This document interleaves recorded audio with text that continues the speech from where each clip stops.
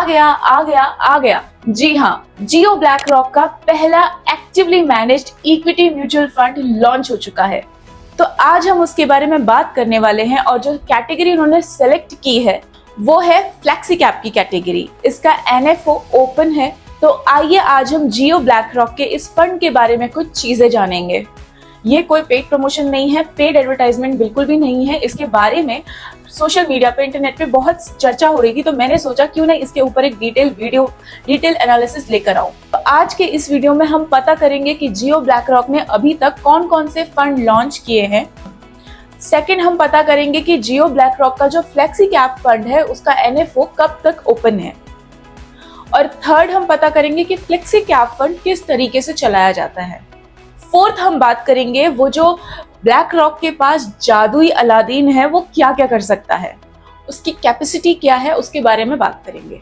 और फिफ्थ, हम इसको फाइनली कंपेयर करेंगे बाकी सारे फ्लेक्सी कैप फंड कैटेगरीज के साथ कि इसका एक्सपेंस रेशियो और बाकी सारी चीजें क्या है। क्योंकि इस पर्टिकुलर फंड के बारे में अभी हमारे पास ज्यादा डिटेल्स नहीं, तो आइए आज के इस वीडियो को शुरू करते हैं और जियो ब्लैक रॉक के इस फ्लेक्सी कैप फंड को समझते हैं कि ये क्या है और कैसे काम करेगा। पर आगे जाने से पहले अगर आपने मेरे चैनल को सब्सक्राइब नहीं किया है तो सब्सक्राइब जरूर कर दीजिएगा और हाँ, बेल आइकन को जरूर हिट कर देना ताकि ऐसी अमेजिंग वीडियोस आपसे मिस ना हो। तो नमस्कार दोस्तों, मैं लेकर आई हूँ एक जबरदस्त वीडियो ब्लैक रॉक जियो का म्यूचुअल फंड जो पहली बार लॉन्च हो रहा है, एक्टिव म्यूचुअल फंड जो लॉन्च हो रहा है उसकी डिटेल्स, फ्लेक्सी कैप की डिटेल्स। आइए चलते हैं और समझते हैं कि जियो ब्लैक रॉक की यूनिवर्स इस टाइम पे कैसा दिखता है।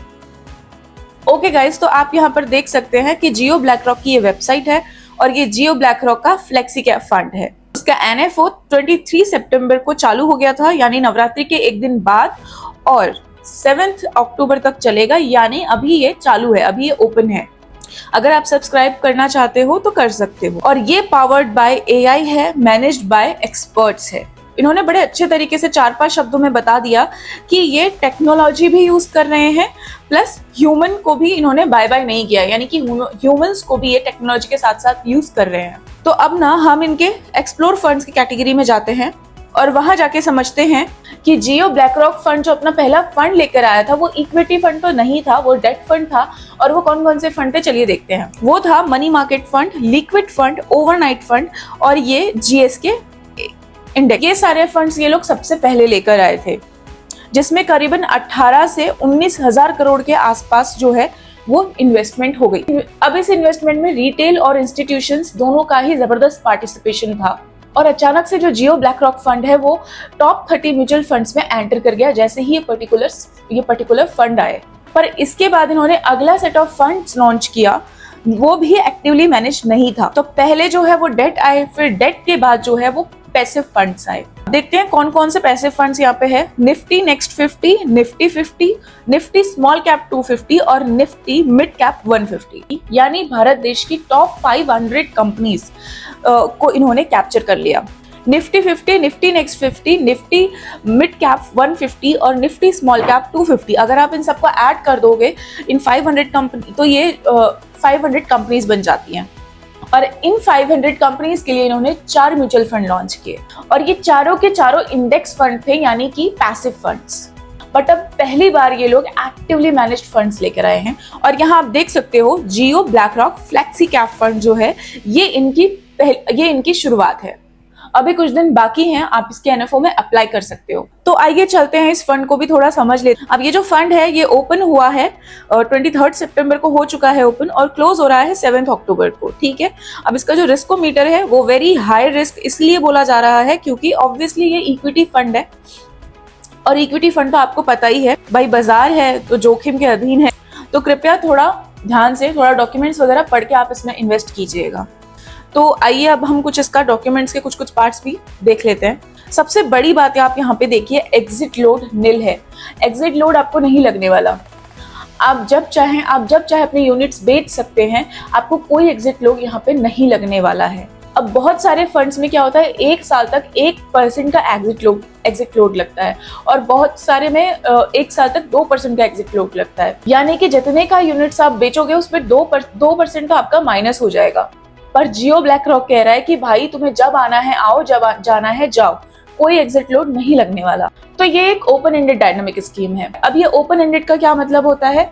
जो हमेशा चलती रहती है। जिस तरह से HDFC फ्लेक्सी कैप जो है वो 30 सालों से चल रही है, जिस तरह से पराग पारिक फ्लेक्सी कैप है वो 12 सालों से चल रही है, उसी तरह से ये जो जियो ब्लैक रॉक का फ्लेक्सी कैप फंड है ये भी हमेशा चलता रहेगा। और ये कहाँ इन्वेस्ट करेगा? लार्ज कैप, मिड कैप और स्मॉल कैप स्टॉक्स में। ऑब्वियसली फ्लेक्सी कैप का मतलब होता है लार्ज, मिड और स्मॉल किसी में भी कर सकता है। अब फ्लेक्सी कैप और मल्टी कैप में एक बड़ा डिफरेंस क्या होता है? फ्लेक्सी कैप में क्या होता है, जो कंप्लीट राइट्स होते हैं ना फंड मैनेज करने के, वो फंड मैनेजर के हाथ में होते हैं। अब वो फंड मैनेजर चाहे तो 100% पैसा लार्ज कैप में डाल सकते हैं, स्मॉल कैप में भी डाल सकते हैं और मिड कैप में भी डाल सकते हैं। पर मल्टी कैप में क्या होता है, एक रेस्ट्रिक्शंस होती है कि मिनिमम जो है वो 25 आपको मिड, स्मॉल और लार्ज में डालना पड़ता है। अब ये ऐसे ही क्या है, यहाँ पे इन्होंने थोड़ा बहुत उसके बारे में बताया है। अब ये सब आपको पूरा पढ़ना पड़ेगा तो आपको अच्छे से समझ में आएगा। मैं हिंदी में मोटा मोटी ऊपर से थोड़ा बहुत समझा देती हूँ आपको।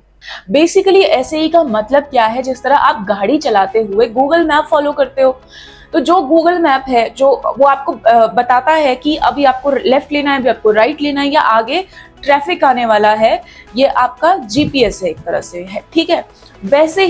वैसे ही अब जो एसएई है वो इन्वेस्टमेंट वर्ल्ड का गूगल मैप है, यानी कि जीपीएस है। और इसी जीपीएस को ये लोग यूज कर रहे हैं। और ये जो जीपीएस है ये पावर्ड बाय अलादीन है, और इस अलादीन के बारे में हम अभी बाद में बात करने वाले हैं। अब इसके जो बेनिफिट्स क्या हैं वो इन्होंने क्या बताया है। ऑब्वियसली डायनेमिकली शिफ्ट होगा across market capitalisation, large, mid, small और ब्लैक रॉक का systematic active equity proprietary investment approach आपको मिलेगा। अब ये किसके लिए ठीक है? ये उन लोगों के लिए अच्छा है जो लॉन्ग टर्म कैपिटल एप्रिसिएशन देख रहे हो, जो investors portfolio exposure across market caps देख रहे हैं, ठीक है, और जिनको advance data driven insights based investment करनी है, उनके लिए ये बहुत अच्छा है, ठीक है। अब हम समझते हैं कि इसमें मिनिमम एसआईपी अमाउंट कितनी। अब इसमें देखिए आप 500 रुपए से आप मिनिमम एसआईपी स्टार्ट कर सकते हो।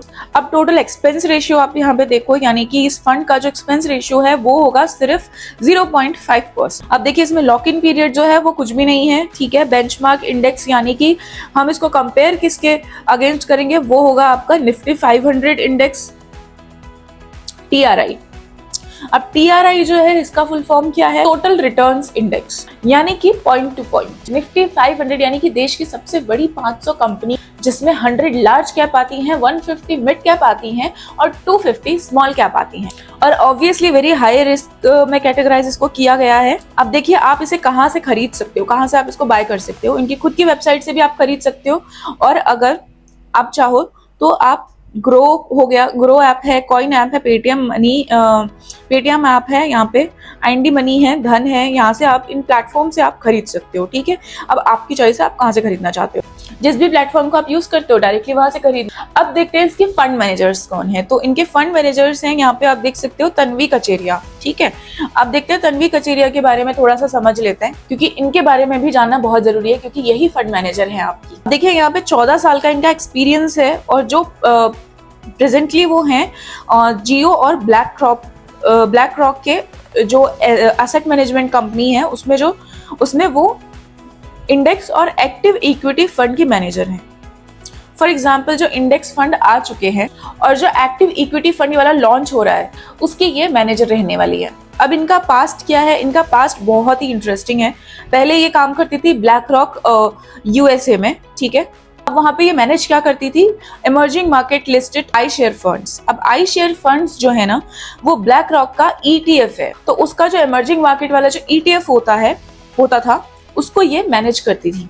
अब इमर्जिंग मार्केट मतलब इंडिया, तो यानी ये भारतीय भी हैं और भारत को समझती भी हैं और ब्लैक रॉक में काम भी कर चुकी हैं, और इसी वजह से इनको यहाँ लाया गया है कि ये यहाँ पे इस फंड को होल्ड करे। तो अब हम समझते हैं ये ब्लैक रॉक का अलादीन क्या है। उसके लिए पहले आपको समझना पड़ेगा कि ये ब्लैक रॉक क्या है। ये जो ब्लैक रॉक है ये एक ऐसी ऑर्गेनाइजेशन है, ये फॉर्म हुई थी जब इनके फाउंडर का सारा पैसा खत्म हो गया था। एक क्रैश में इनके फाउंडर का सारा पैसा खत्म हो गया, और इनके फाउंडर को लगा यार ये क्या था, मैं तो रिटर्न्स चेंज कर रहा था, अचानक से एक सुनामी आई और मेरे सारे पैसे ले गई। तब उन्हें रियलाइज हुआ कि रिटर्न से ज्यादा फोकस रिस्क पे होना चाहिए, और तब उन्होंने लॉन्च किया ब्लैक रॉक। और आज ब्लैक रॉक दुनिया में सबसे ज्यादा asset under management over hold करती है। तो चलिए गाइस, अब हम इसे कंपेयर करते हैं बाकी के फ्लेक्सी कैप फंड्स के साथ।